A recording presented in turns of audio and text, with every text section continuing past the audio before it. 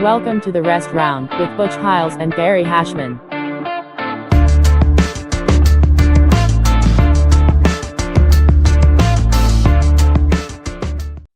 All right, guys, another episode of the Rest Round with Butch Hiles, Gary Hashman. Today we got Adam is joining us from Ecos. Adam trains here with me at Ecos. We're getting ready to have a seminar.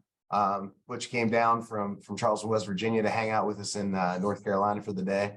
And so we're gonna do seminar, belt promotions, get some rolls in.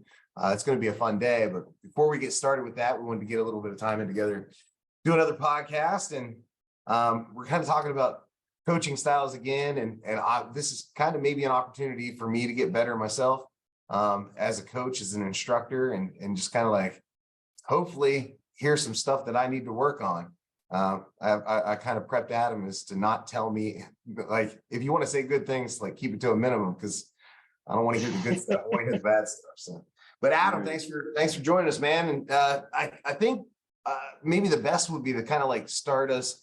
You're a brown belt now. Start us on how you got into jiu-jitsu and how long you've been doing it. All right, I've been doing jiu-jitsu for 11 years. It's going on 12. I first got into it kind of like, I guess, a lot of people in my generation. UFC came about when Spike TV came on. They had the Ultimate Fighter show. And then I got into the early UFCs, watching Royce Gracie. That's kind of how I got introduced to it. And then I didn't actually find a school to train at until I was 25. And I signed up at a Pedro Sauer Brazilian Jiu-Jitsu school, and that's where I got my blue belt. One of my oldest jiu-jitsu friends is still a Pedro Sauer guy, but I've since split from Pedro Sauer. Not for any bad reasons. They just did have a school close by the one I was at. I trained there for 2 years. And then the owner moved out to Arizona and sold the school to his senior student, who was more of a Muay Thai guy, great guy. But since he was more into Muay Thai, not jiu-jitsu, the jiu-jitsu program kind of fizzled out. So then I left and went to Combat Fitness, which is a local MMA gym here in Greensboro. And I trained under Graham Prue for about 6 years. And then Wade, who's the owner of Ecos, started his school. Adam, how far do you live from Ecos? Maybe 15? 30 minutes. I'm 25, 30 minutes away. Okay. So in North Carolina, so I come from a big city, technically, I guess. I'm from Cleveland, but when I lived in Cleveland, and this is what's hard, like I live in West Virginia now, it's really hard for people to understand the traveling versus not traveling. So like you guys that are quote unquote the city, right? Like if I'm like, I gotta go 30 minutes, like a lot of people like you might be like 30 minutes very far.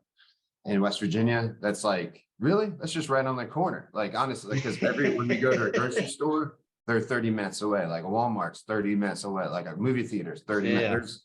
You can just pretty much answer 30 for everything, right?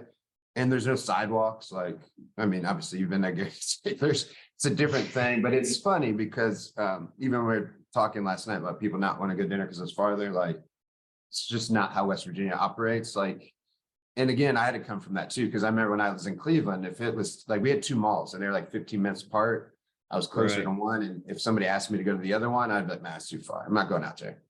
Like it was like the freaking boonies or something, right? And now, like, if you're like, hey, it's like 30 minutes away, I'm like, oh, just right around the corner. Like, I'll be right to, you know what I mean? Like, so anyway, I bring that up because it's kind of funny in a weird way. Like, I don't think people understand. Like 30 minutes in a big city is pretty far when you're saying I'm going to jiu-jitsu, like to me, like to you guys, right? Does that make sense? Well, for me, that's not that far because I live out in the county.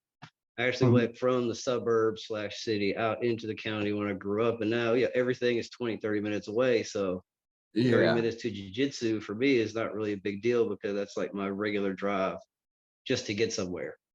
Yeah. So you deal with kind of the issues that most of us deal with, even though you're in kind of an area that has bigger cities though, right? So, which I think is cool. Like to me, it's like nothing, right? But it is funny when I hear people say they don't drive. Like, also at my real job, I deal with patients all the time. And a lot of them will be like, well, I don't want to drive that far. Like they'll be like, I'm in deathly pain. I need your help right away. And I'll say, hey, well, meet me here. Well, that's 30 minutes away. I don't think I'd make it. I'm like, well, you must not be hurting that bad then, like that's strange. If I'm hurting and you say, meet me here, and it takes me 2 days to get there and I'll get out of pain, I will be there, Well, I'll tell you, the funny thing for me was how fast I adapted to like city life. Because High Point, that like I've talked about it before, but Athens County, where I came from in Ohio, has a population of about 60,000 people. High Point alone has double the population Wow. Yeah. of Right. the entire county that I lived in. And so, like Butch was saying, it was a half hour to Walmart. It was a half hour to jiu-jitsu. It was a half hour. If I wanted to go to a real mall, that was like a 45-minute drive, maybe 50 minutes to go to a real mall. And if I was going to jiu-jitsu outside of Athens, it was probably an hour and a half. So it wasn't like there's a lot of options. Everything is not close by. And the amazing thing for me is how quickly I adapted to the whole like city life thing, because now it's like, man, I don't want to, like, if I wanted, let's say I wanted to get guitar strings for my guitar, but like the closest place for me to get them is probably over at the mall in Greensboro, over like Guitar Center or whatever. I don't want to drive all the way over there. So I'll just order them off of Amazon and wait 2 days, because the idea of driving 26 minutes is mind numbing to me now. When before that, like Butch was saying, it was like, that's a quick trip. Yeah. Well, and the other thing, that's how many, so what are the for you guys here?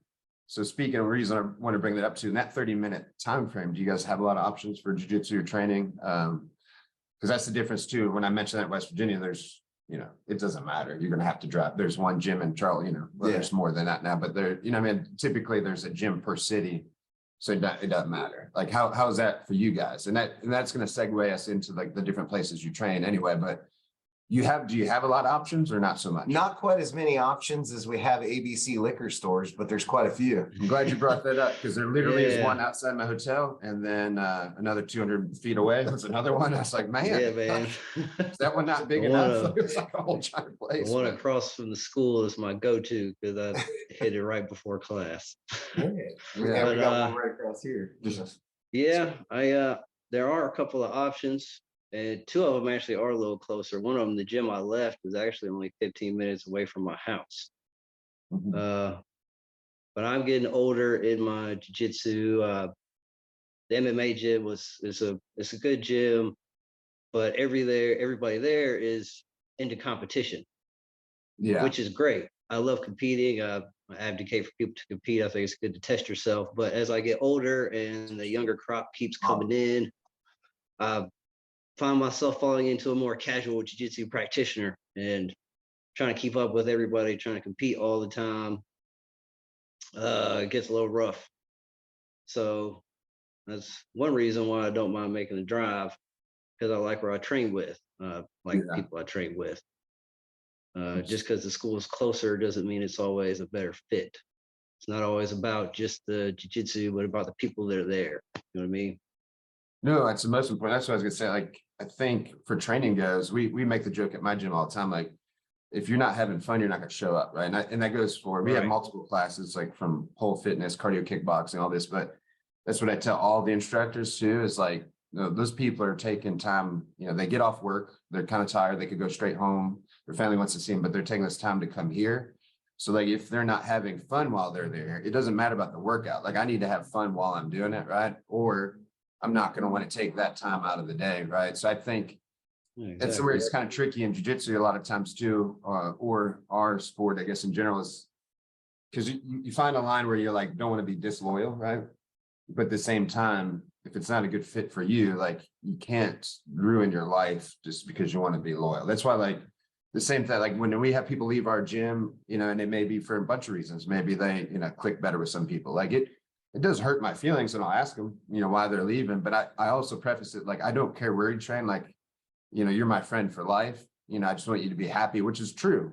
But I think we need to make that statement right away. And then I feel better about it too. Like, cause then I don't have to guess why they left or anything, and then they also know if they see him out tonight, like, we're enemies now. It's like, no, like, I really honestly want you to be happy. I wish I was the person that did that for you, but it's not. Then a lot of times it's not that big a deal. Like, maybe they're like, well, they got more females at this place. They got more of this at this place, and then you're like, okay, well, that makes sense. And again, like, if you're truly my friend and you're not happy, then I don't want to make you come here every day and not be happy. Right. I ultimately want to, somebody's like, well, I want to be there because of this.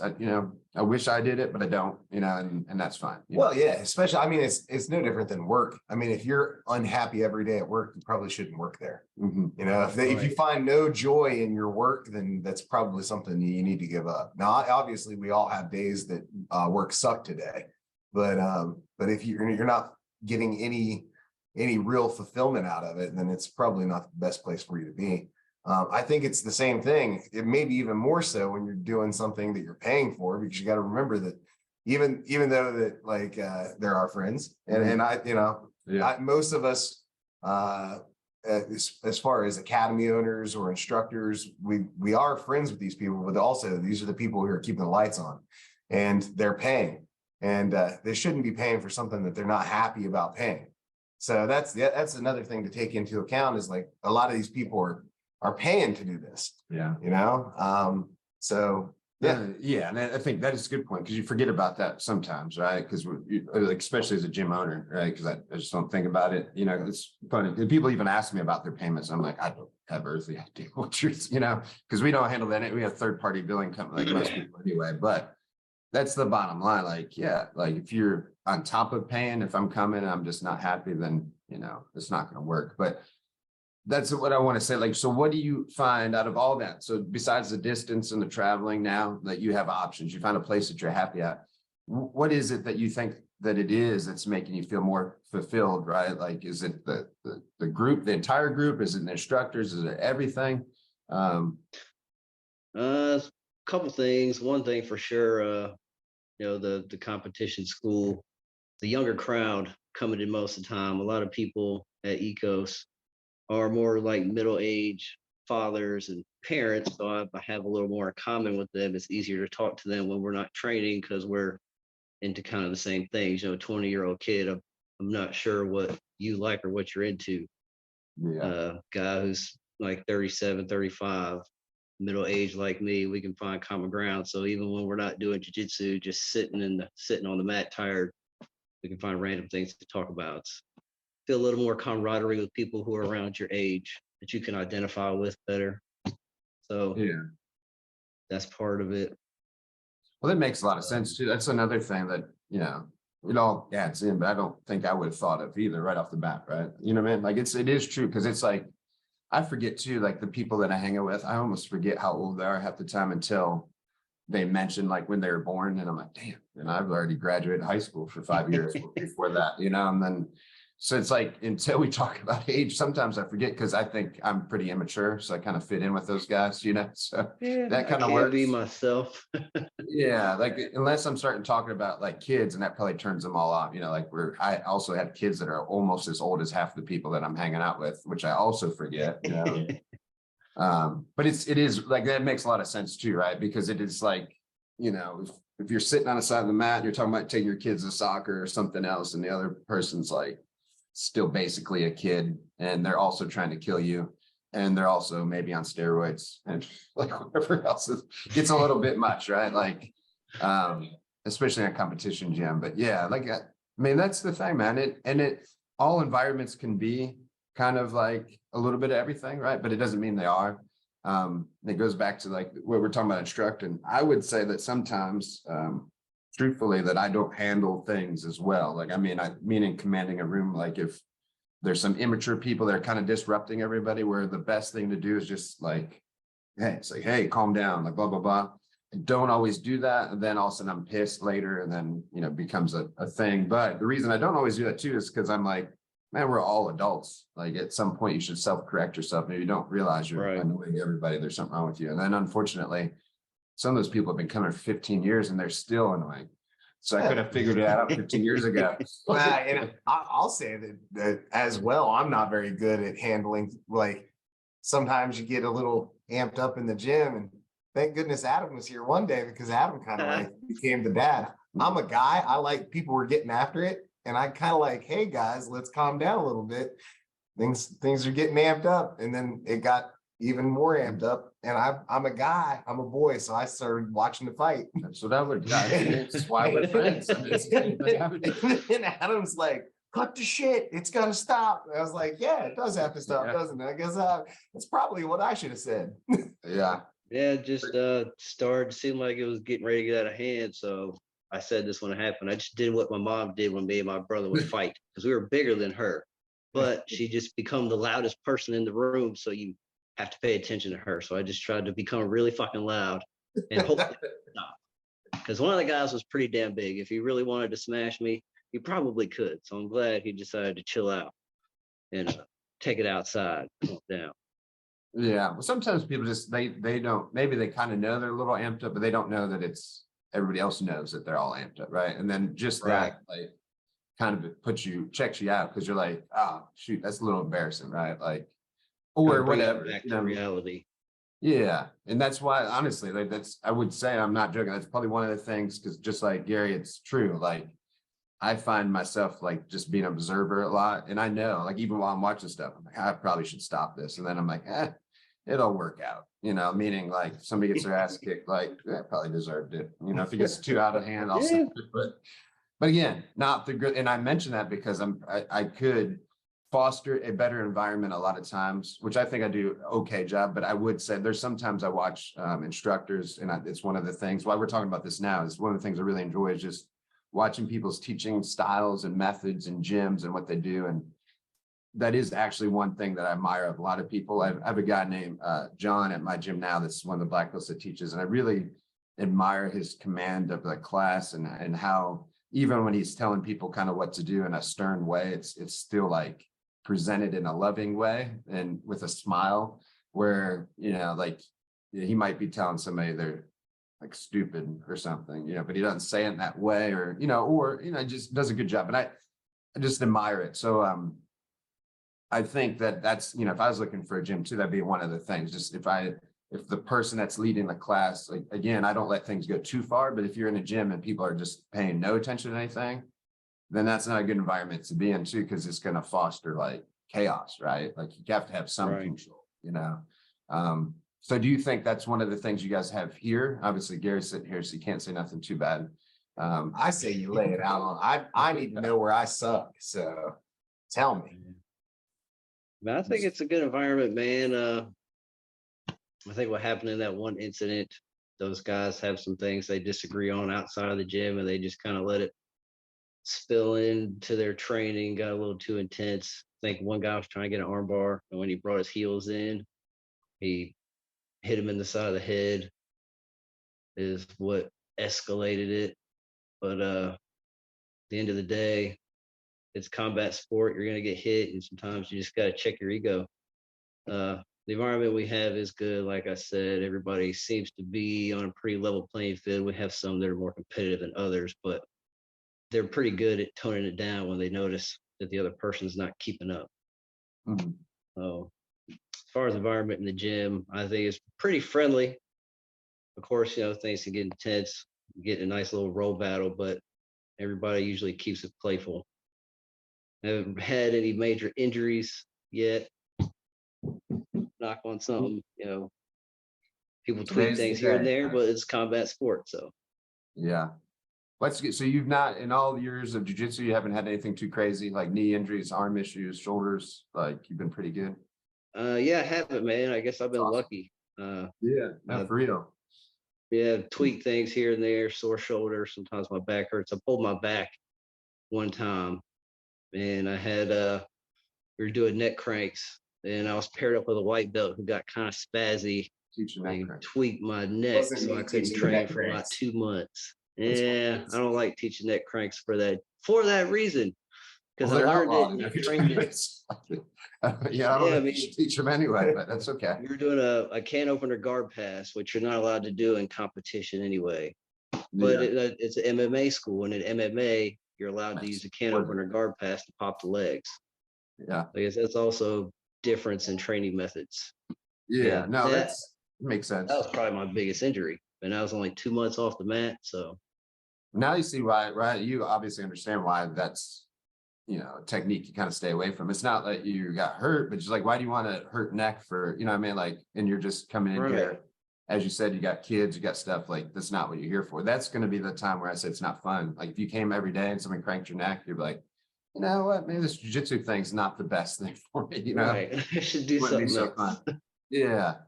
I mean, it's funny, right? Like, cause you're right. I remember teaching that stuff too. I was making fun of Gary while you're talking. I was like, why are you guys doing that? And then you mentioned it was somebody else. But I remember teaching that too when we had fighters, because that's what you do. I mean, you hold back the head, punch with the other side, switch sides, Yeah. do the same thing, right?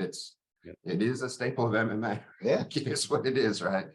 But not so Yeah. much for like, yeah, and that's the good point. I think of all the stuff I probably did in MMA that if I had to do it now, like I'd probably feel like dog shit. Like, Why did I let them do that? yeah, there's a lot of stuff. Brutal. Like, yeah. What a terrible sport now that I think about it. That's just awful. That's a young man's game, unless you're on TRT, I guess, right? I mean, it's a different thing. But so you found now, right? Like this environment obviously is a better environment. What I guess again, this is questions I really I want to know, not because Gary's sitting here either too, but I'm just always want to know about what people like, because I'm always the other thing too, like until the day I die, like I'll never stop trying to improve. And it goes both ways too, because sometimes I'll even have the answer, right? And then somehow I make a tweak and it goes south for a while or something. And it probably really doesn't. It's just in my head, you know.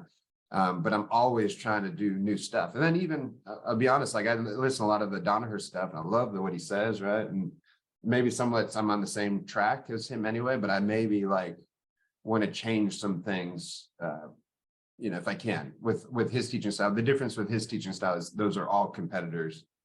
They're also training 2 times a day. So they're able to do things that we can't do, right? Like if I have a guy that comes in 3 days a week, I can't really tailor a thing like where we're going to escape submissions this time. We're going to work out of bad positions. We're going to like, there's a lot of material that you can't put into 3 days when somebody else has to learn new moves, right? And then you're really ultimately you're looking for skill development. I would say as an instructor, not to get off track, but I think that's the hardest part with so-called hobbyists, which I am also one. That's why I say so-called, but it's like, if you're trying to do real skill development, but you're also as a coach teaching new moves a couple times a week, you kind of lose the skill development because now we're already on the next thing. However, if you're not showing new things and like we did like on Monday, we did 3 moves. And if I keep rolling that through the week, then people lose interest too. Because not all the time do people like, just because I teach it doesn't mean that's like what they want to Well, do, let's say you teach that move on Monday, Wednesday, Thursday, or Monday, Wednesday, Friday, Mhm. right? And there are some people who come in Monday, Wednesday, Friday. Yeah, that's exactly right. And then there are some people who come in on Monday. Yes. And the people who come in on Monday only get to train it once. The people who come in Monday, Wednesday, Friday have trained it for the whole week now. Yeah. And like trying to find that balance where it's not boring to the person who's this is the 3rd class they've seen it, but also making the class good enough that if you just come once a week, that it still means something. You're taking something from it. It's a balance. And you know, sometimes me and Wade will sit down and we'll talk about the curriculum. It's like, he'll be like, hey, we just, you know, we hit arm bars from guard, or we hit whatever it is. And it's like, okay, well, how many, I ask the class sometimes, how many people were here for Monday's class? Because if nobody was here for Monday's class, then we can go ahead and do the arm bar from guard again. Yeah. But if everybody's seen it, or if everybody's worked it for a couple days, well, maybe we'll move on, or maybe I'll add a variation. That way there's something new for the class as far as like feeling like they got something new out of it, because I don't want people to get bored when they're Yeah.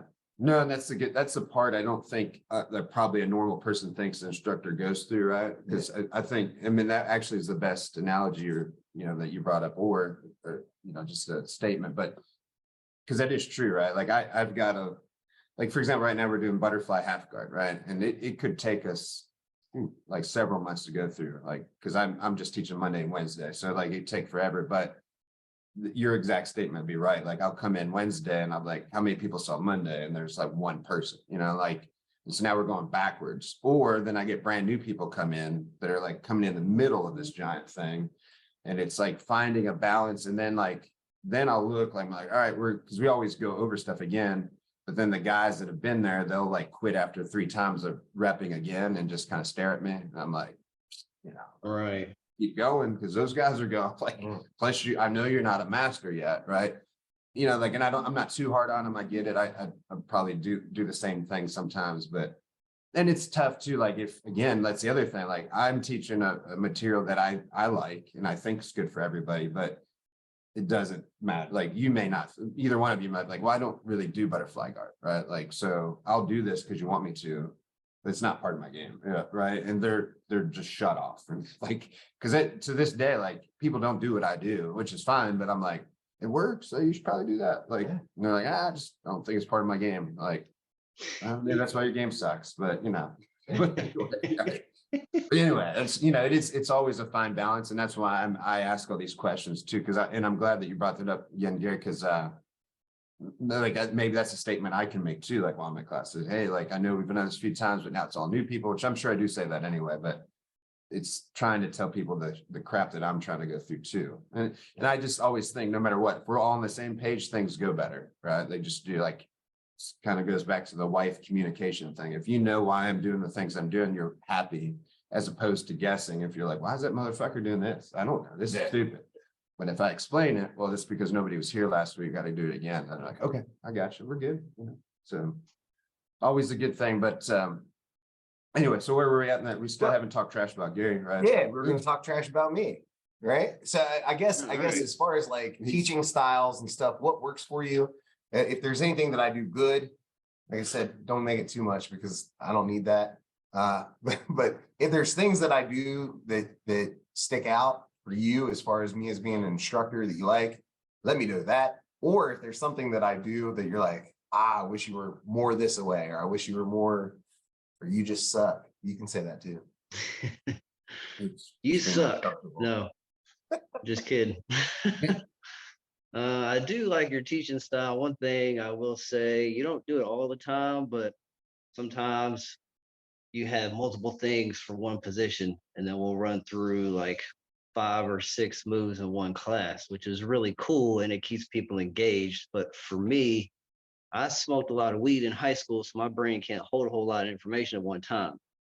So I prefer to do just like 1 or 2, maybe 3 moves, and then just get extra time in drilling those moves so I can kind of cement them into my brain and try to work them into my game versus learning like 5 or 6 different things. And then I might remember something about one of them. Because when you just do a couple, you get a chance to think about the details a little bit more. And you know, you guys know this, the devil is in the detail, especially in jiu-jitsu. The little things make all the difference. So I like to really hammer down 1 or 2 techniques and really get into the details of it. But then with like new students, sometimes you can't do that because they don't pay as close attention to the small things. So when I first started out, I liked 6 techniques in a class and try to remember everything. But yeah, don't rant and do like 10 moves in a class.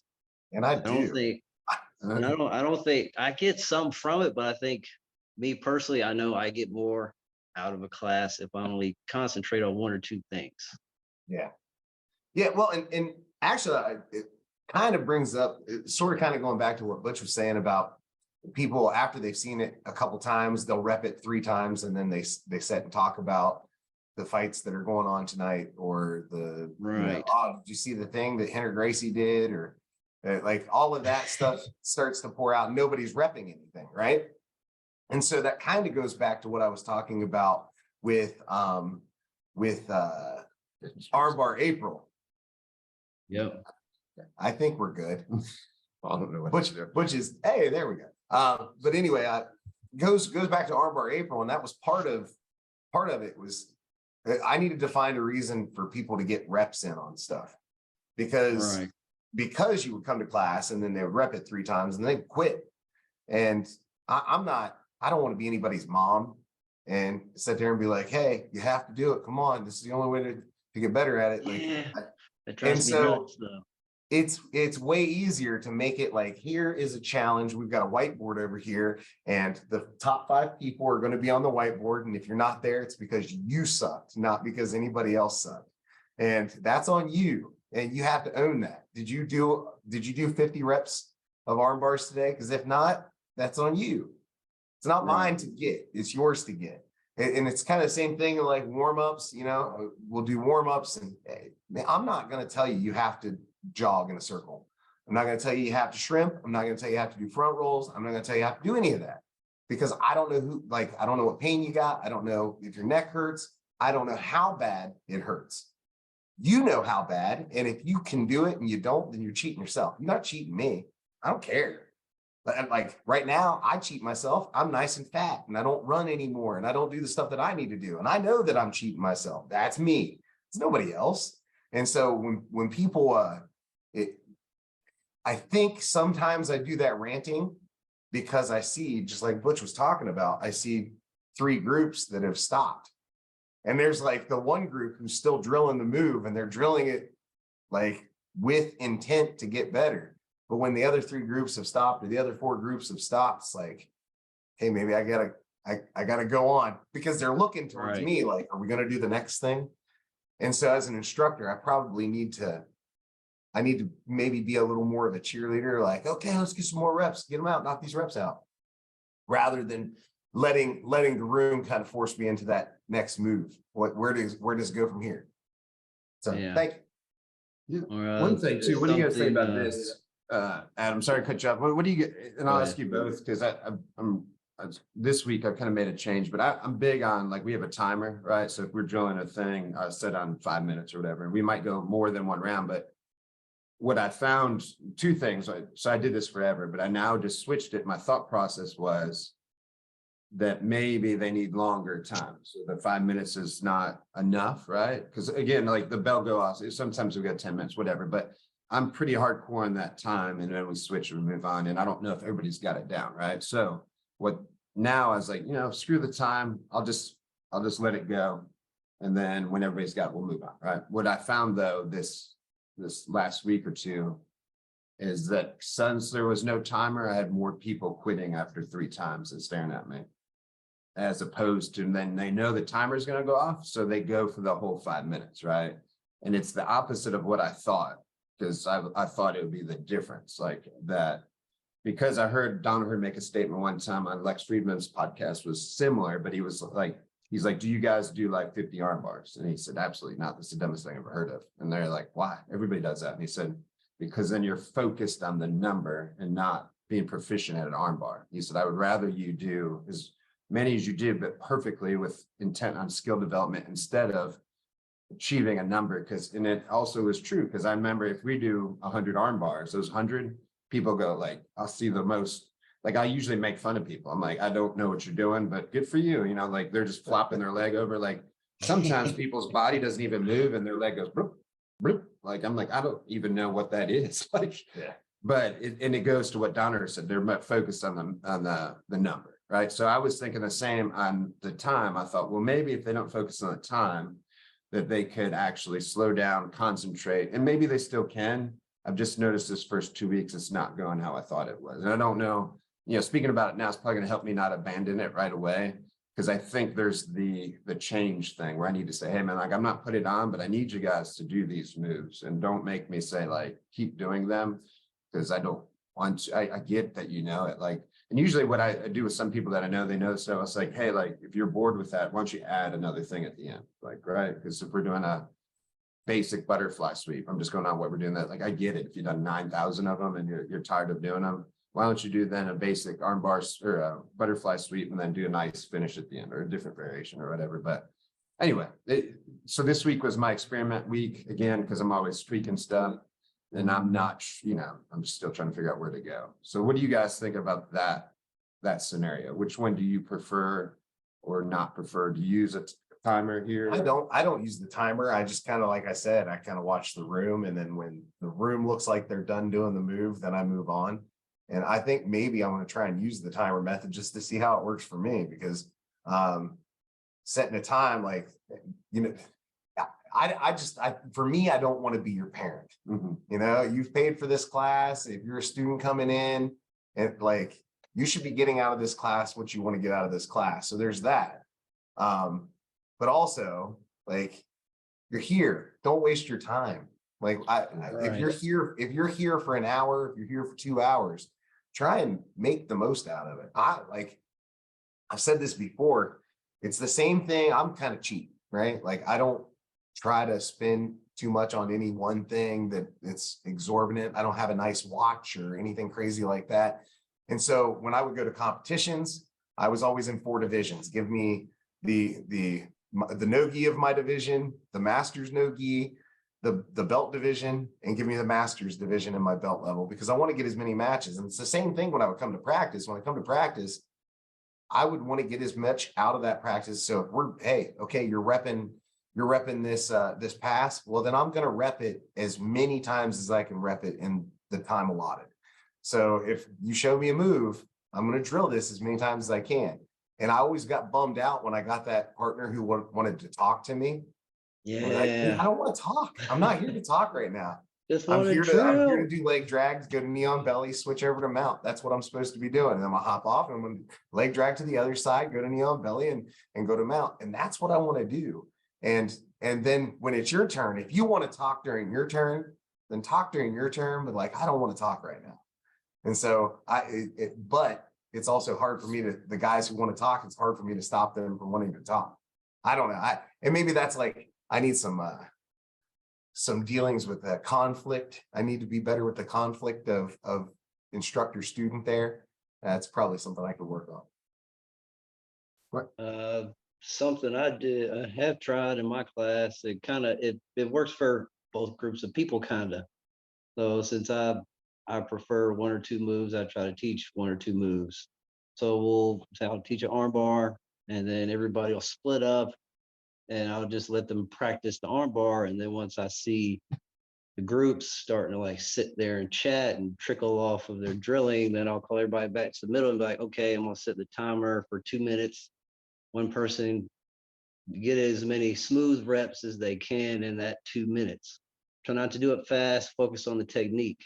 So that way the people who just want to do it a couple of times and sit and talk can do it a couple of times and then sit and talk for a little bit. And then the guys who like to get the drilling in have that 2 minutes to get their reps in. And it also expands the class, so we get to focus more time on one technique. So I get to satisfy my little need to drill the details, and the people who like to just do a couple and sit there can do that. And the guys who like to drill get to do that. And it seems to be working. It's muted now. You just got muted. Hold Sorry up. about that. There we go. Phone call. But go ahead. Yeah, so that's a good mixture of both, right? And I was thinking while we were sitting here, like I think I get the timer method from either Hoist or Marcel, I can't remember, but I can kind of remember the conversation, which is why I bought the timer in general, like with somebody. But we're talking in email, but whoever it was like, it's been a game changer, right? Like he's like, more people are motivated now, and like we have a faster pace. I can do more stuff. So like I remember why I guess I started that, and I've done it for years, and it probably is a better method. But also I like want to kind of integrate what you guys, what he's saying too, is like, I don't have to be at 5 minutes. That's the other thing, which I don't always, that's the other thing. Like if it's at 5 and then I watch these people really struggling, like I'm like, hey man, just keep going, we're fine. And so again, maybe, I make a lot of tweaks. I don't have to. I think the other thing that I need to do, and I've been thinking about this a lot. Obviously, we have like jujitsu best friends, right? And people will come in and they've got their favorite training partner and they want to drill with them and they want to be with them. But those guys probably shouldn't always be paired up, not because they don't work well together, because a lot of times those partners do get into some of the best training. But I think I need to do a better job of putting more experienced guys with less experienced guys, rather than just letting people pair themselves up. Because, if I've got 2 purple belts who are best friends that want to pair up together, that's good for the purple belts because they're getting their work in. But I need these white belts. It's easier for me to have them sort of coaching the white belt through a move as I'm going around, kind of helping technique or whatever, than to have to worry about him doing it wrong 6 times with another white belt and then me get there and be like, that's completely stupid. Like everything you just did was idiotic. No, and I'm writing this down just so I remember, but don't. So that's a good point, because it's the same thing we do at our gym, and when new people come in, if it works out, obviously like 2 new people going together is a nightmare, because then I have to spend the whole time with those 2 people, because like the guy can't even be a good partner, right? It's like, if you're doing a move and the person keeps falling over, I'm like, don't fall over, like you wouldn't do that, right? And so in general, we have that down, and that's what I'm right, like. But what I also was thinking, besides the drilling, but while Gary was talking, it's on my list of things to do. And again, it comes from a Donaher thing, but and we can kind of talk about what you guys think about this, but he's saying the thing that's opposite of what we kind of heard, meaning that if you're good, he was like, you know, if you're brown or black belt or even purple, whatever, you should be going with whites and blues and people that are lower level, and then kind of went against what people thought, right, for a while. But he was like, the point is, if two purples or two browns go against each other, it's going to be really hard to work that move in live competition because they're also the same skill level and they're able to shut it down where the other people can't really shut it down. So therefore you're getting like a live partner who is actively trying, but they don't know all the counters, and you get to work on your skill development in a live situation that you can't do with the more experienced people. And then that totally made sense, because I think the other thing that why people didn't do that is because you'd also didn't want to be like looked at like, oh, you're picking on that guy, or you only roll with white belts, so you must be like a pussy, right? Like, and that's literally what people would think. And I think after he said that, they're like, oh, well, that does make sense. So that point, for ultimately, not just because they can help the person, right? There is great value in the Browns belts and whatever going for white belts. But I think the other point is that you can say, hey, you're not just helping this guy or coaching. Don't look at it that way. Like, there is going to be a part of that, and it should be fun, right? You say, hey man, don't do that, blah, blah, blah. But the other is really work your stuff. And that should be the exciting part. Like, now, you know, you don't have to kill that person by any means. Work it like 2-3 times. Once you know, like, all right, man, I got this move down. You can even tell them, hey, like, here's why I'm catching it. You keep putting your arm here. Then you've done both, right? Like, you don't have to beat them up the whole time and make them feel like lesser human because they're like, that guy murdered me. It's like, no, you did your techniques and then you kind of help them along the way. And I think that's another thing that I'm going to do better during the rolling part, because I also, during somewhat of our drill rolling, is I do what Gary said. And that's why when it brought it up in my mind, is because I do like, if somebody comes in and that's their best buddy, right? I also think they should work together. That's part of, like, if you're not having fun, then don't come. And I've got some guys that are older that don't want to roll with new people, right? And I get it, because they're like, well, that white belt's going to spaz out. I don't want a black eye, so I don't this or that. They have no, I get it. But then it's hard, because at the same time, I'll have certain people that are of a belt level, like white or blue, and they look at that guy like a brown belt, and it's a target. And they're like, I want to go with that guy. And then I'm like, well, that guy doesn't really roll with those people. No, why? You know, but so if I could explain this all together, like, there's a little bit of, like, he wants to roll with his friends and have fun. That's what's fun for him. But we are going to have this session where you guys kind of get to go together. And I'm still going to have to separate, like, as we know, not all white belts and blue belts and purple belts are equal. There's some that are like a blue belt that can beat black belts, and they're a different level. And I'm not going to put that guy, because it's still not going to work. I'm not going to put, just because his belt level is this, he might actually make the brown belt quit. Yeah. Like, why is this blue belt kicking my ass? That's no fun, right? So, and that's the other thing a lot of people don't understand as the coaching too. It's like, you can't just look at belts. Everybody's a certain level. I know maybe this guy rolls harder than the other guy. So even though this person can beat this person, at the end of it, they're going to come out, they're going to get elbow to the face, they're going to get knee to the face. That person's a little spazzy. It's not the best partner, right? So again, another little tweak, and that's why I was writing that part down, is I need, when I go back and think about after what we talked about, I need to make sure that I implement that level where I have like, I do it anyway, but I'm always just trying to make sure I don't screw up and not start, do stuff. But anyway, it's a good point, Gary, like that I thought you brought up. So what else? I mean, what else do you think to expand upon that? So. No, well, I kind of agree with that. I think if there was something that I think Joe Rogan also kind of talked about it a couple times too, but if there was something I did as I was coming up, is if I learned a new move, the first thing I do is I would drill it a whole bunch. And it didn't matter who the drilling partner was, but I would just drill it a lot. And then after I would drill a lot, when it comes to live rolls, I would try and hit it on every white belt. And after I hit it on every white belt, then I would try and hit it on every blue belt. And after I hit it on every blue belt, then I try and hit it on and I would just work my way up, because if I can make it work it on the white belts, then that means there's something to it. If I can make it work on the blue belts, that means I'm getting good at it. If I make it work on purples and browns, okay, well now it's a real technique that I've added to my arsenal. And so that's the way I always thought about learning moves, was I need to build the skill, see that the skill is a real skill, and then now it's a part of my arsenal. How do you think to make, that because luckily you did a good job, right? Like that's everything's right. And same for me. Luckily, I did the same thing.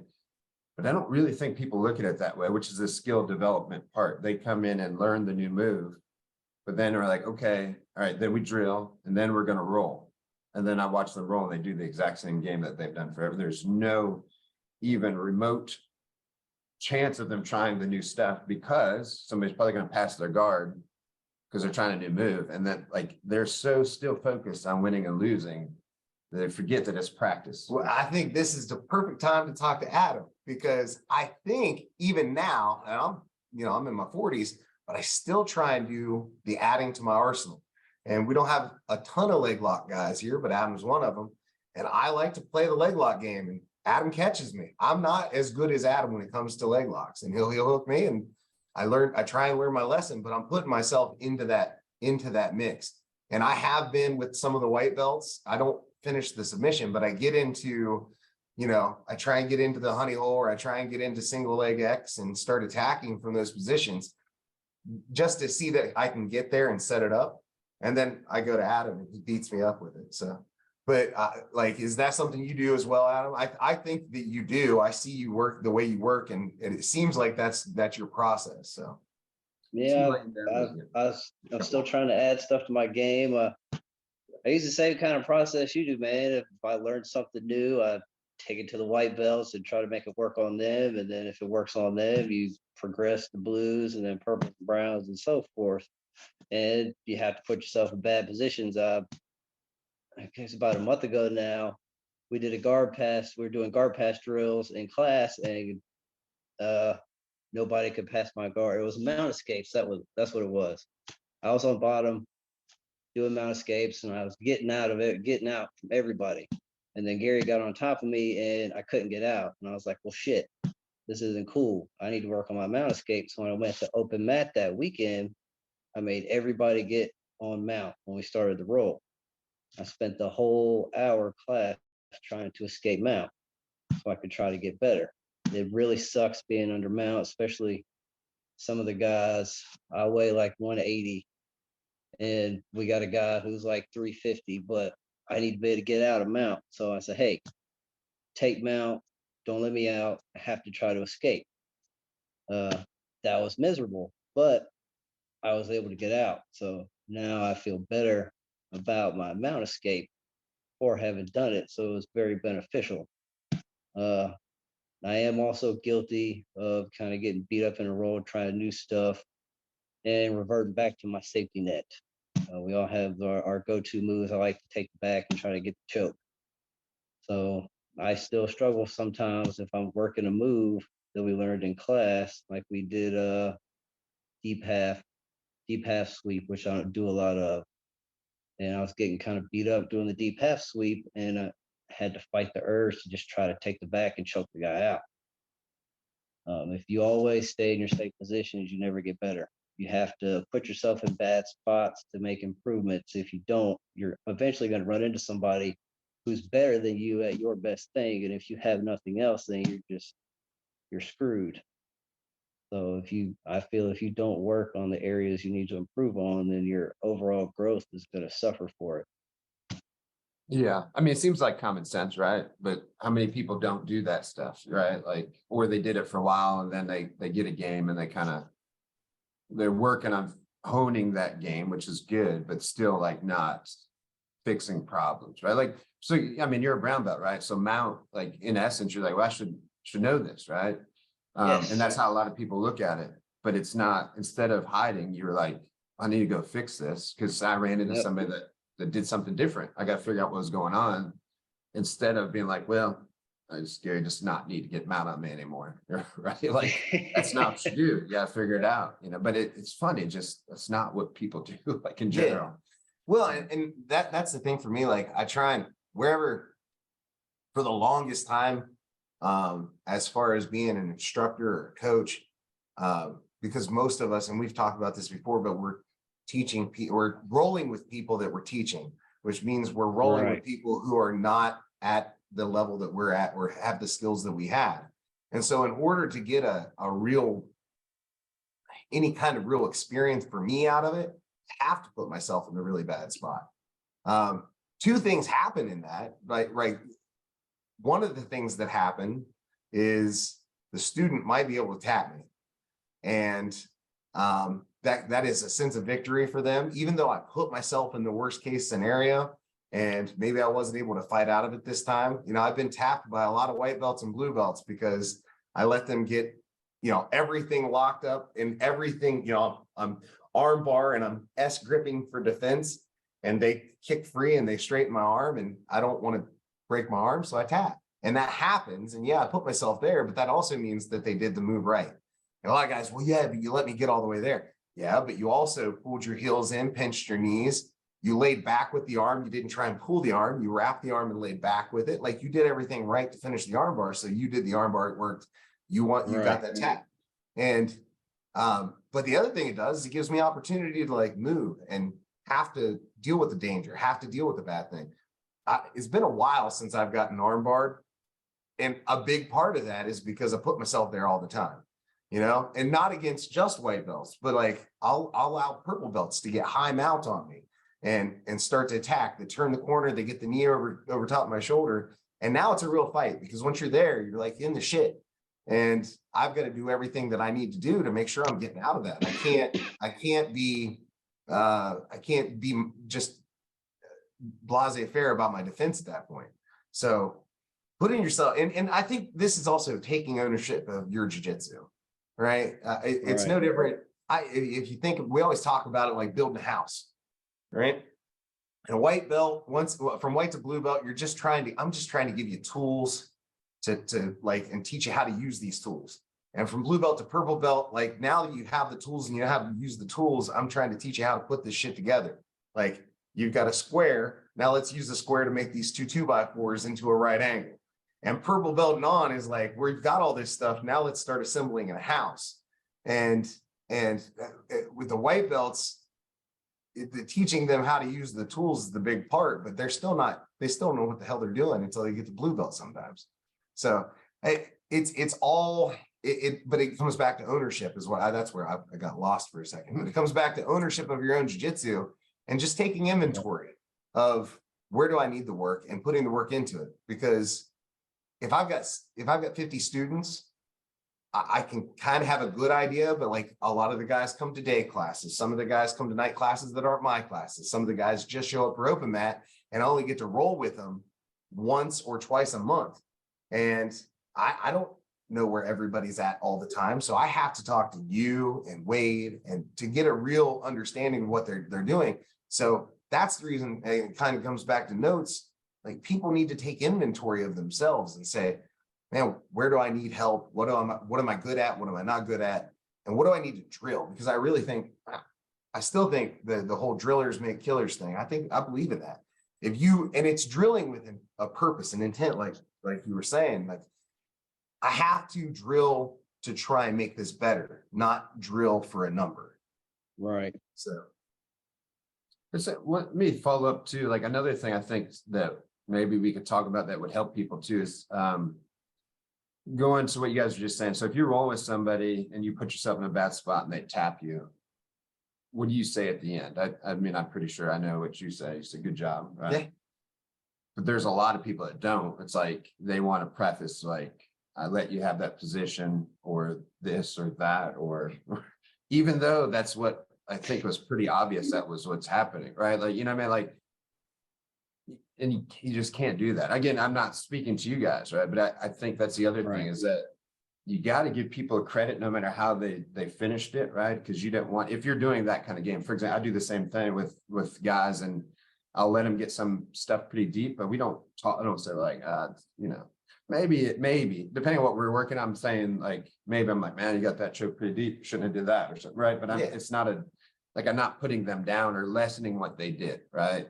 Or, you know, most of the time I'm just like, I'll even say like, well, learn some stuff there. Won't do that again, right? Yeah. Even though like all the way up to it, you know, maybe quote unquote, let them have that, right? Like, because that's part of the skill development. And sometimes I want to see where this position leads. And I don't know exactly where the end is either. So I led myself down a path that was not good, but I don't need to say all that, right? I just said, well, that didn't work. Good job. Yeah, we're happy, right? And I think your training partners are going to be more happy if you do that too.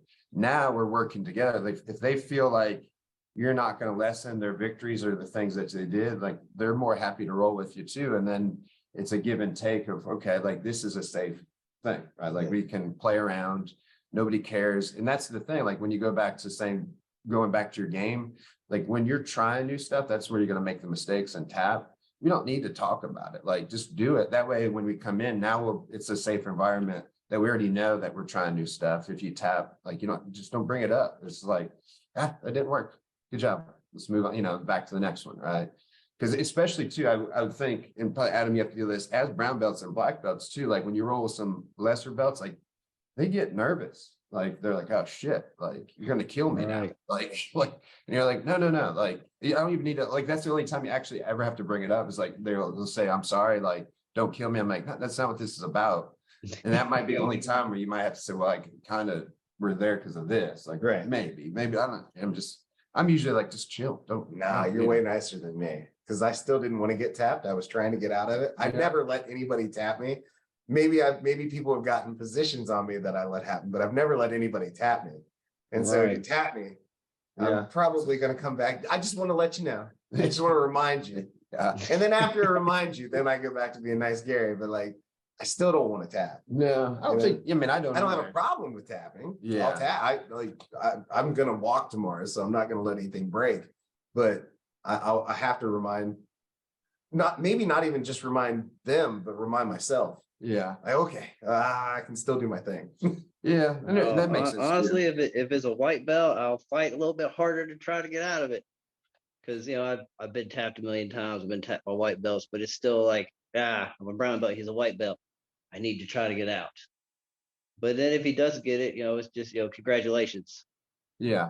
You got me in a bad spot. Whether you got me there or I let you get me there, I didn't apply the escape correctly and I couldn't get out, and you got the submission. So that's good on you. I don't try Yeah. to take anything away from them, and especially if it's something that I taught in class recently, and then I let them get me there and they catch me with it, I get excited because that lets me know, hey, you're paying attention to what I'm teaching in class. So it's kind of like affirmation on myself as an instructor when somebody can pull off a technique that I taught them, whether it's on somebody else or it's on me. It's a good feeling. So I'm definitely getting tapped by a lower belt. Congratulations, man. Good job. Honestly, that's what it always needs to be, right? Like it's, for sure. And whether it gets there or not, that's the other thing. Like I agree with you, like on, just rolling in my private thing with some of my buddies the other day, like the same, I've seen a couple triangles that, same thing. We're working a triangle from half guard. So the point was to let the person work the move, but once they got the triangle, like I'm not trying to be submitted, like, but they're Right. in a triangle, right? Like, so it's going to be awful. So that was what happened, it's every time that we got to that position, which again, we both knew that we're getting to that position. So that wasn't a big deal, but I fought my ass off not to tap, and but that was understood. Like, okay, I'm gonna let you get to this position. And then, this, and that kind of was going back to what I was saying earlier, like, where the Danaher guys will do a lot of getting out of stuff and put them, and then we all do that too. But, and I was in some pretty nasty one, but also I admit too, like my training partners are awesome too. Cause there was a couple where, like I said, paused or something. And I was, what, you okay? And I was like, well, like I'm biting your arm because of the way you got this. And I was like, I feel like I don't really want your arm in my mouth, nor do you want my teeth on you. So can we just adjust? I was like, you can still complete the thing, but let's take your hairy arm out of my mouth. And then like, okay, and then I would further, like, of course, then when restart, it's tighter. So, they tap anyway, but it was like, I was also impressed with, cause I can tell how hard people are going to. It's like, they weren't just going ape shit trying to kill my head and pull down, and so, which is good. Right. That makes me more apt to do that drill where I'm like, if we get in here and I'm trying the best, all I'm doing is carrying on, trying to get a hand in here, trying to do this, trying to posture up, trying to keep my head up. So as long as that guy's not going like ape shit and doing this and that and doing the right techniques, then we're in a safe environment. We both can sort of work on skill development at that point. And then it goes both ways, right? If I let that guy do that, then by all means, we have to go the other way too. Like where I get to work on this now, and you're gonna have to try to get out.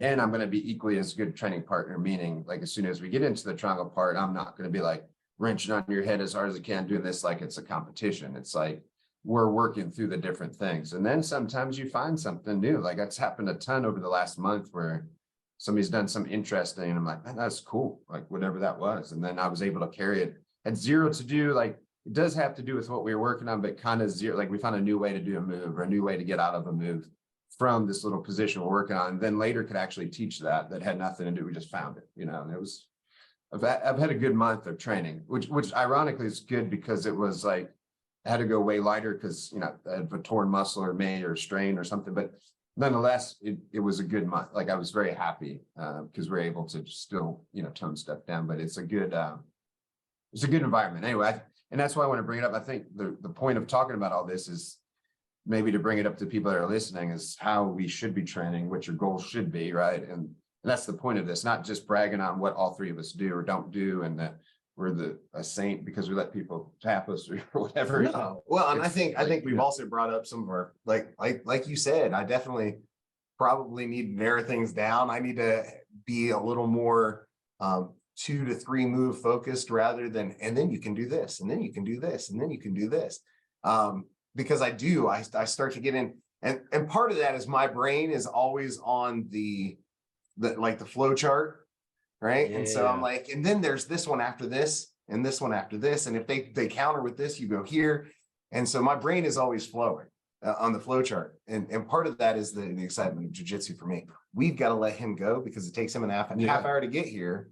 Yes. And so I gotta we're gonna get on ask the you, do you have road. anything else to add to that as far as like the drilling or letting positions go and how to like, I guess, ownership of your jujitsu? I guess one of the big things I'll say as far as taking ownership of your jiu-jitsu is a tried and true thing in jiu-jitsu, man. You gotta leave your ego at the door. You want to get better, you gotta put yourself in bad places. You want to focus on your strengths too, but you need to spend equal time on your weaknesses. And if you drag your ego onto the mat with you, it's just never gonna happen. It's easier to do the longer you train. Obviously, with new students, it's even myself coming from a wrestling background, it's go hard. I have to win every time. It doesn't matter what the hell is going on. It's class tournament. I'm the winner. And the more you train, the more you get beat up, the more you kind of lose that mindset, or at least I did. And I think once people get to a place where they can check their ego and not get mad when they get tapped out in class, I think that's when a lot of skill development starts to happen. Well, it's a good way to finish it, man. That was good. I appreciate that. I mean, yeah. Perfect. Yeah. All right, man. Thank you, Adam, guys. we'll see you in about a half an hour. We're gonna get ready for Butch to do a little seminar down here. Thank you for joining us. It was kind of short notice, and we appreciate you, man. Yeah, appreciate you guys. I'll see y'all in a little bit.